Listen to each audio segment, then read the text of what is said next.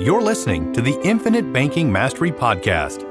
Did you know that you could build a tax-free pool of wealth that's liquid and accessible all your life while building your retirement nest egg? Gain full control of your financial future and stop relying on the government and banks. The wealthy have already discovered this wealth-building secret. Now it's your turn to get financially secure without following the conventional wisdom that keeps you in debt to banks. Now here's your host, Valerie LaRocque. Hello, everybody. Welcome back to the Infinite Banking Mastery Podcast. As I record this today, it is a very lovely and warm summer afternoon or summer evening here in Seattle, Washington. I can't believe summer's already almost over. Just flew on by. I hope that you've been enjoying your summer as well. We've been enjoying ours. We've done lots of traveling and stuff. It's been fun.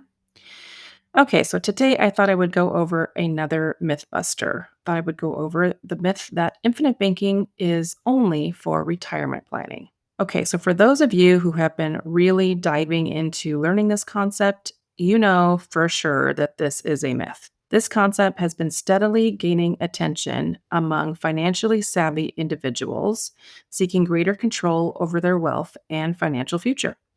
However, with its rise in popularity, come a lot of myths, which is why I have been just looking for those that are out there on the internet and just kind of addressing them one by one. And then one of these myths, of course, is that infinite banking is only useful for retirement planning. This myth not only misrepresents the purpose and power of the strategy, but also prevents many from realizing all of the many benefits that infinite banking can offer throughout a lifetime.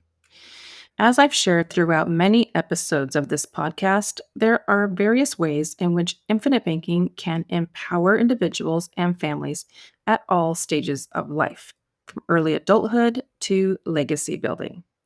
The basic principle is very straightforward. By building cash value within a dividend-paying whole life insurance policy, you can borrow against this cash value to finance purchases, investments, and other expenses, all while maintaining control of your capital and growing it at the same time. There is really no other way to get guaranteed growth on the same funds that you are borrowing and deploying elsewhere at the same time. This is the only way that I'm aware of. So some key features of infinite banking. Whole life insurance policy, of course, is the number one key feature. You will need a permanent life insurance policy designed for maximum cash value accumulation, not a universal life policy, not a variable universal life policy, and also not a variable life insurance policy. A whole life contract is the safest vehicle for this concept. Another key feature is the cash value, the savings portion of the policy, which grows tax deferred and can be accessed via policy loans without tax. Policy loans is another feature, the ability to borrow against the cash value, using it as collateral for loans with flexible repayment terms. There is no other place where you can get a loan and then choose what your loan repayment will be, the time frame of your loan, if you will first wait a month or more before starting your loan repayment. There is no other place where you can acquire a loan that would allow you to take a year off from loan repayments, or even eliminate the loan if life happens and you can't pay it back. Dividends are another very important feature of the infinite banking concept. Mutual insurance companies expect to pay annual dividends that further boost the cash value and death benefit. The dividends are not guaranteed with any company. However, once they've been declared and paid to you, they cannot be taken away. So that dividend goes into your pool of cash in your cash value account and also will earn the guaranteed crediting rate or interest rate from the company. Year after year, having the premiums you pay grow your account, the guaranteed crediting rate grow your account, the dividends grow your account, and the interest on the dividends earned. All of this really snowballs the earnings and growth of your account. The misconception that infinite banking is only useful for retirement likely stems from comparisons to retirement-focused vehicles such as 401ks, IRAs, and annuities. In these products, funds are generally inaccessible without penalty until retirement age. While infinite banking can certainly be an effective part of retirement planning, and people love it as added diversification to their retirement funds, providing tax advantage income, liquidity, and legacy benefits, the system's flexibility and accessibility make it way more versatile.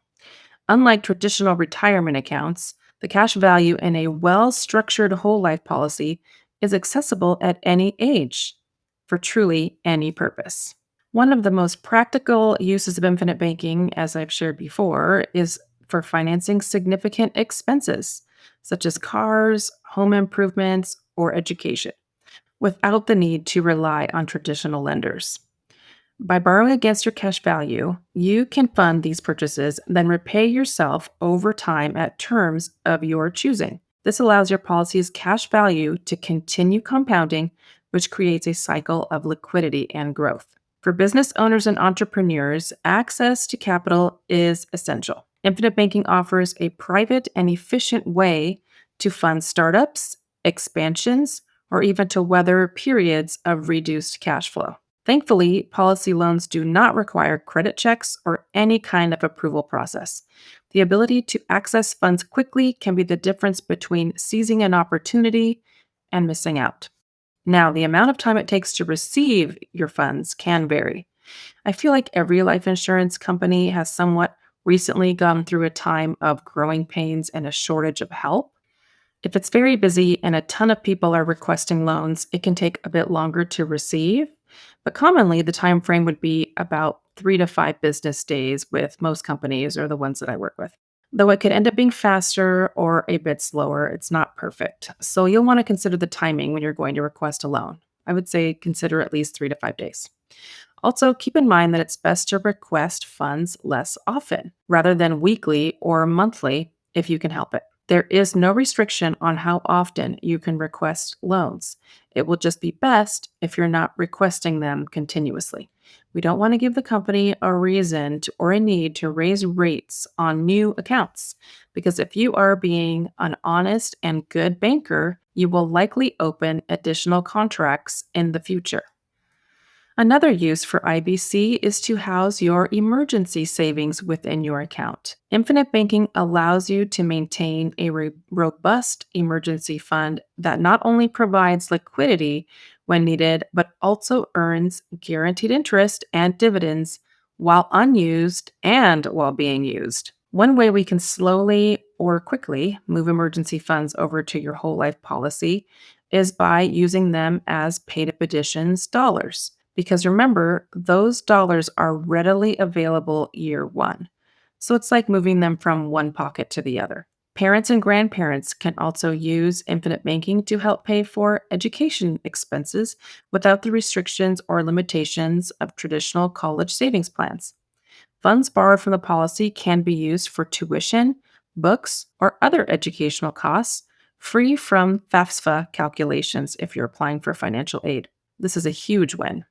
And if your child ends up not going to college, the funds would be a wonderful gift or a surprise to your responsible adult child. Maybe the funds would help pay for a wedding expenses, or maybe their first home. You can turn the account over to your child whenever you want.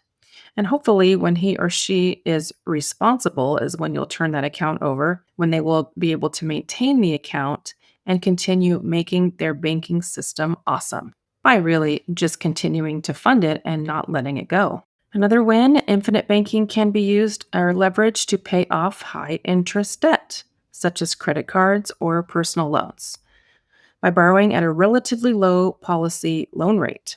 For new contracts, the fixed loan rate is currently at 4% with my primary company. This can and likely will change in the future as every so often companies will revamp their products to fit in with the current interest rate environment. By consolidating debt within the policy, you can control your payment terms so that they will be more favorable. And as a result of this added control, you will have less financial stress. Although I will say 4% is the lowest I've seen any loan rates for whole life policies. Even before when our interest rates were really low, our interest rates before on loans was 5%, and then they revamped it because of the low interest rate environment, bringing it down to 4, but I have not yet seen it below 4. So by consolidating debt within the policy, you can control your payment terms so that they will be more favorable. And as a result of this added control, you will have less financial stress. Real estate investing. I talk about this option all the time as a way to create passive income with your cash flowing asset of life insurance. And I know this idea is very popular in the country right now. Whether purchasing a primary residence, a second home, or investment properties, accessing your whole life policy as your banking system can act as a source of down payment for these properties. You can access the cash value quickly to secure deals and repay your policy at your own pace, all while your cash value continues to grow in the policy. Another win for whole life and IBC is that, unlike retirement accounts that penalize early withdrawals, the cash value in an infinite banking policy can be accessed at any time in your life to supplement income during periods of unemployment, sabbaticals, any transition, and of course, it can be accessed for income in retirement. Just a side note here, because if you were to have MEC your contract, I thought I would add this little side note that if you do or were to MEC your contract, you would have early withdrawal penalties actually, and that would be in addition to any taxation on the growth. Okay, so finally, the benefit that everyone associates with life insurance. In the end, when you leave this earth, you will leave those you care about behind, such as family or charity, with one last act of love, a death benefit. So I know this Mythbuster was an obvious one to those of you who listen to the podcast regularly, but since it's a myth that's out there, I just wanted to do a podcast specific to this. I do hope this was helpful to you in some way or had some helpful reminders for you. Always remember that I am here to help if you would like to partner with me as a knowledgeable IBC practitioner and overall advisor. You can always reach out to me at valerie@alphaomegawealth.com. I hope you enjoy another beautiful week of summer. Thanks for listening.